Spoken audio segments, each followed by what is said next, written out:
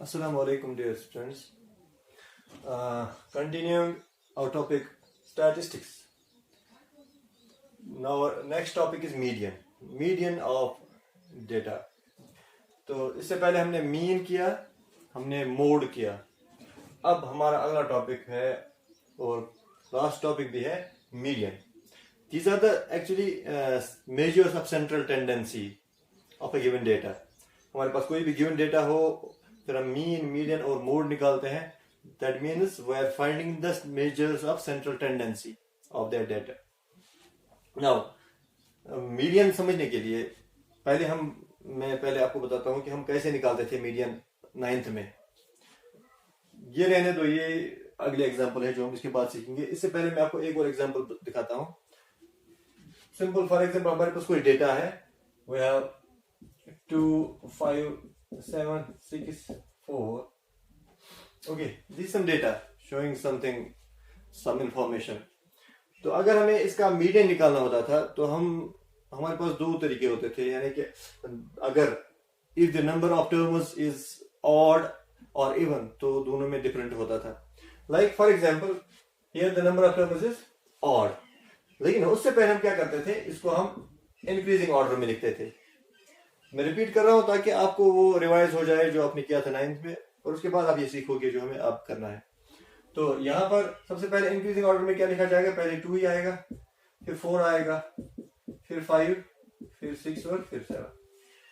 उसके बाद मीडियन इस डेटा का वो होगा अगर ये नंबर ऑफ टर्म्स ऑड है, जैसे कि है यहाँ पर these are 5 terms, so the number of terms is odd. तो फिर क्या होता था, इसका मीडियन क्या होगा, the median of this data will be n plus 1 divided by 2th term.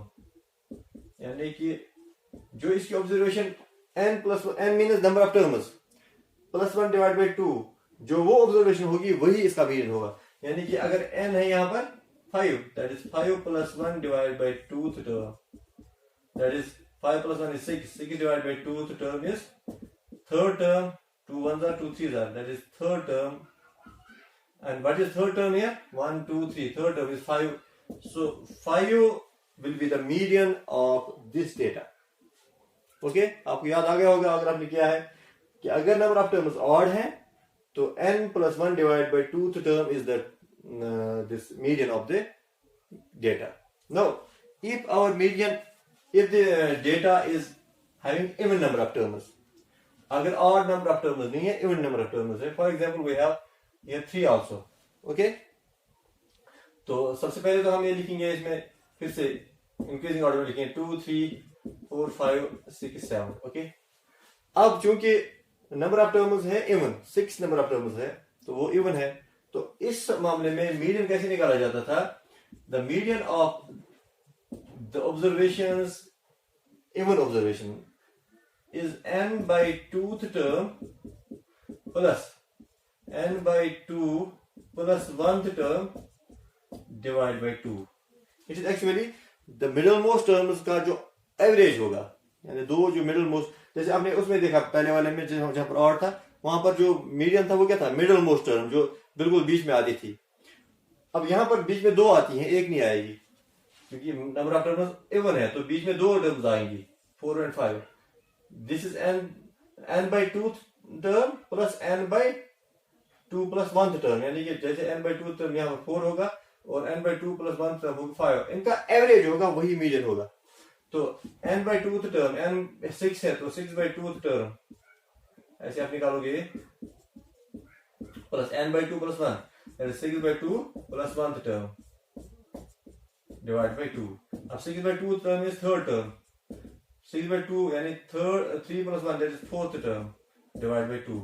Third term is 4, fourth term is 5, that is 4 plus 5 divided by 2, that is 9 divided by 2, that is 4.5. So 4.5 will be the median of this data, and we are assuming that the number of terms is even. तो जब even हो तो ये बीच में जो central most दो terms होंगी उनका एवरेज, और अगर ये ऑड है नंबर ऑफ टर्म्स तो जो मिडिल मोस्ट टर्म होगी वही इसका मीडियन होगा. लेकिन आपको ये जरूरी करना होगा, पहले इंक्रीजिंग ऑर्डर में लिखना होगा ये.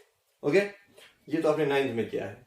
Now let's see हमें अभी क्या करना होगा.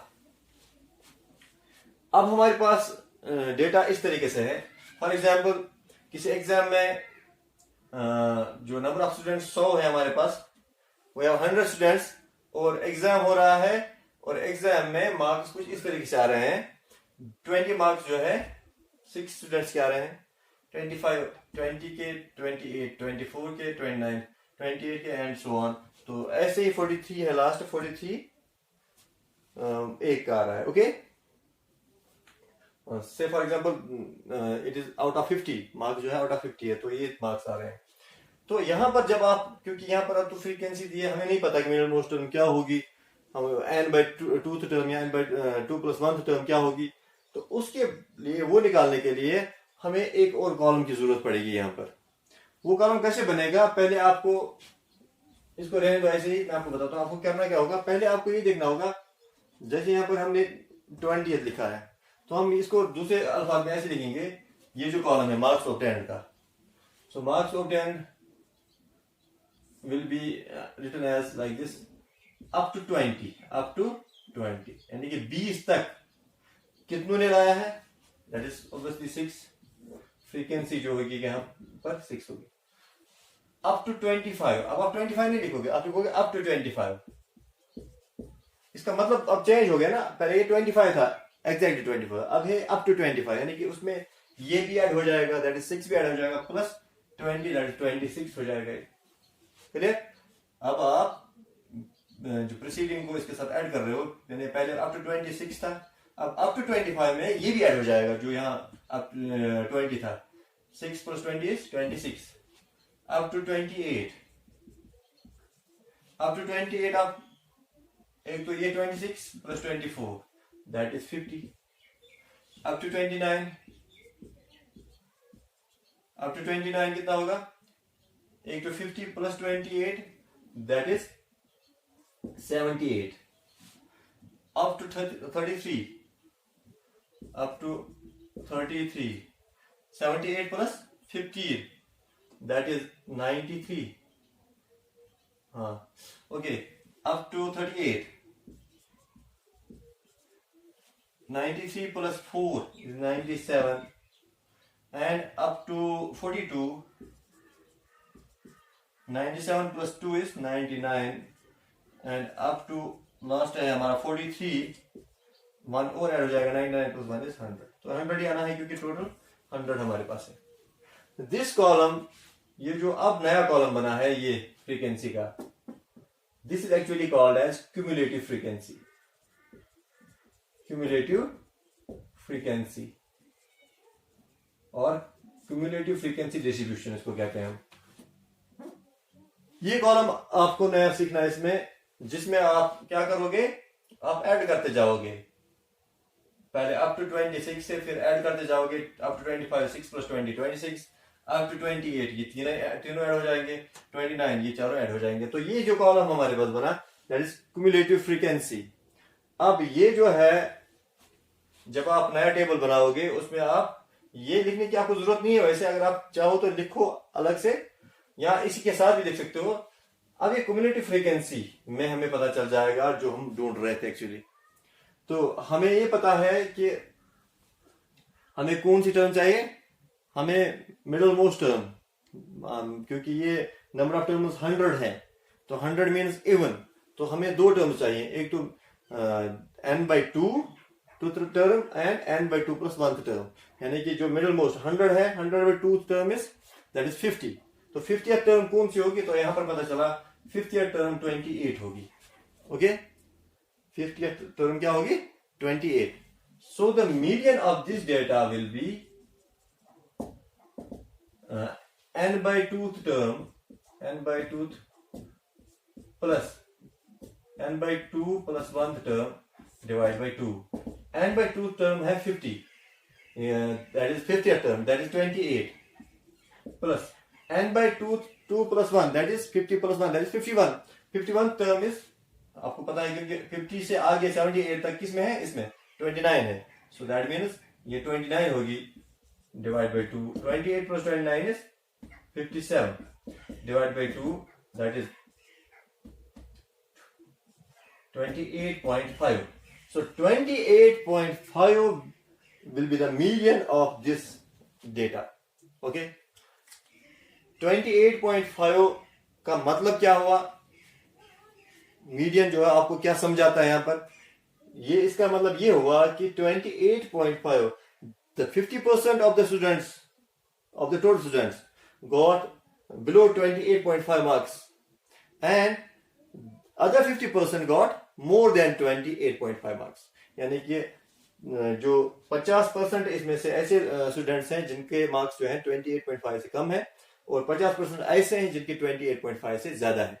सो दिस डेटा जो है, ये जो डेटा हमारे पास है, इसका मीडियन ऐसे निकाला जाएगा.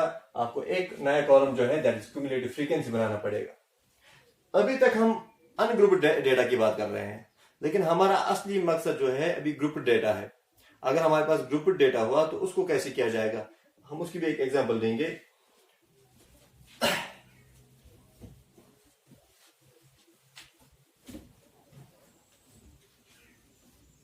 मान लो हमारे पास एक और एग्जांपल है.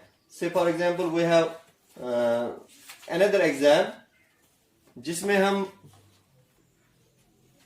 हमारे पास ये है मार्क्स ऑब्टेन्ड है ग्रुप्स में, आप class interval and number of students. से for example we have group 0 to 10 जिसमें 5 है, 10 to 20, 20 to 30, 30 to 40, 40 to 50, 50 to 60, 60 to 70, 70 to 80, 80 to 90, and 90 to 100. Okay, if we have like this, और हमारे पास जो है number of students 5, 3, 4, 3, 4, 7, 9, 7, 8. Total number of students हमारे पास है 53. So total number of students है 53, और मार्क्स इस तरीके से दिए गए हैं. 0 to 10 5 के हैं, 10 to 23 के हैं, 20 to 34 के हैं. और आप इसके बारे में जानते हो क्लास इंटरव्यू के बारे में, जो अपर लिमिट इंक्लूड नहीं होता है. 0 to 10 मीन्स 0 से लेकर 9 तक, ठीक है ना. 10 to 20 मीन्स 10 से लेकर 19 तक. तो यहां पर क्या किया जाता है ऐसे मामले में? दो तरीकों से बनाया जाता है ये टेबल. अब जो आप टेबल बनाओगे उसमें आप क्या करोगे? You will write marks like this. Marks will be written as less than. We have two types, less than type and more than type. अगर less than type means जहां पर हम upper limit यूज करते हैं, यानी कि less than 10 ऐसे लिखेंगे. less than 10, 10 से कम. हमें पता है यहाँ पर 0 to 10 means less than 10 है, तो यहाँ पर कितना है? 5. नंबर ऑफ स्टूडेंट्स जो है क्यूमुलेटिव फ्रीक्वेंसी इज 5. 10 to 20 में हम क्या करेंगे? हम लिखेंगे, क्योंकि हम अपर लिमिट सिर्फ यूज करेंगे, so it will be less than 20. Okay, less than 20. Less than 20 कितना होगा? अब ये 5 प्लस 3 दैट इज 8 ऐड हो जाएगा. वैसे जैसे क्यूमुलेटिव फ्रीक्वेंसी में आपने पिछले वाले में ऐड किया, वैसे यहां पर भी होगा. तो लेस देन 30, लेस देन 30 होगा 8 plus 4 that is 12. Less than 40, 12 plus 3 that is 15. Less than 50, 15 plus 3 that is 18. Less than 60, 18 plus 4 that is 22. Less than 70, 22 plus 7 that is 29. Less than 80, 29 plus 9 is 38. Less than 90, 38 plus 8 is 38 plus 8 is 46. Okay, कोई रह गया बीच में. 5 plus 3 is 8, 8 plus 4 is 12, 12 plus 3 is 15, 15 plus 3 is 18, 18 plus 4 is 22, 22 plus 7 is 22 plus 7 is 29. Okay ठीक. 29 plus 9 is 38. 38 plus 7 is 38 plus 7 is ये ठीक है 38 plus 7 is 45 and less than 100 45 plus 8 is 53 हाँ अब बराबर आ गया। तो ये जो कॉलम बन गया ये cumulative frequency, this is called cumulative frequency of less than type. Okay, और अगर हम इसी को हम दूसरे अल्फाज में मोर देन टाइप बना सकते हैं, जहां पर हम लोअर लिमिट का यूज करते हैं। मोर देन जीरो ये सारे आ जाएंगे, 53 आ जाएगा पहले में।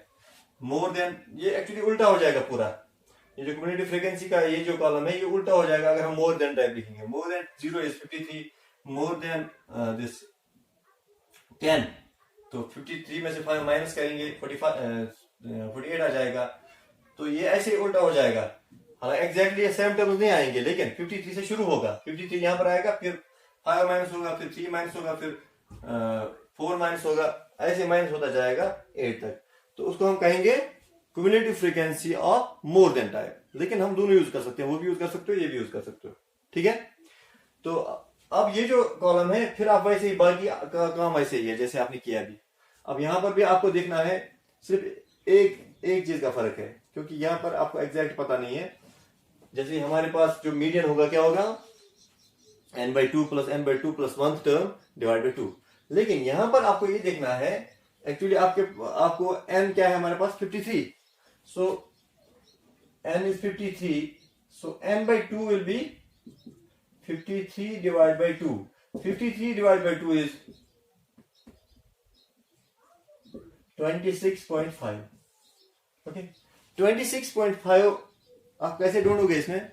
आपको ये करना होगा कि आपको the term which is more than 26.5 and nearest to 26.5, यानी कि वो वाली टर्म जो 26.5 के नजदीक भी हो और ज्यादा भी हो, कम नहीं होनी चाहिए, एक तो नजदीक हो और ज्यादा हो। तो 26.5 के नजदीक कौन सा और ज्यादा कौन सा है? That is 29। Okay, 29 is more than 26.5 and nearest to 26.5। अब ये किस ग्रुप में आता है? 60 to 70 ग्रुप में। तो 60 to 70 group will be called as median class. इसको हम मीडियन क्लास कहते हैं। जैसे मोड निकालने के लिए मॉडल क्लास निकाला जाता है, वैसे ही मीडियन निकालने के लिए मीडियन क्लास निकाला जाता है। और मीडियन क्लास ये ग्रुपेड डेटा की बात हो रही है, इससे पहले जो हमने किया था दैट वाज अनग्रुपेड डेटा। तो ग्रुपेड डेटा में आपको ये करना पड़ेगा, पहले मीडियन क्लास निकालना होगा। तो मीडियन क्लास यहाँ पर है 60 to 70। कैसे पता चला? पहले हमने, क्योंकि हमारे पास 53 टोटल है नंबर ऑफ स्टूडेंट्स, तो 53 यानी n डिवाइड बाई 2 इज 26.5। और 26.5 को आपको ये देखना है कि वो कौन सी टर्म है जो 26 पॉइंट से मैक्सिमम ज्यादा भी है और नियरेस्ट है, तो वो है 29। तो 29 किस ग्रुप में आता है? 60 to 70 ग्रुप में। तो 60 to 70 group is called as median class. Okay, अब मीडियन क्लास जब आपको पता चल जाता है, अब आपके पास एक फॉर्मूला है मीडियन निकालने के लिए, and that formula is like that, this median will be equal to L। So we are here, L is equal to median is equal to L plus n by 2 minus cumulative frequency divided by frequency into H. Okay, median of the data, grouped data will be equal to L plus n by 2 minus cumulative frequency divided by frequency into H. अब ये कौन सी frequency हमें पहले check करना होगा। ये आप तभी निकाल सकते हो जब आपके पास मीडियन क्लास होगा। तो L will be the lower limit of the median class,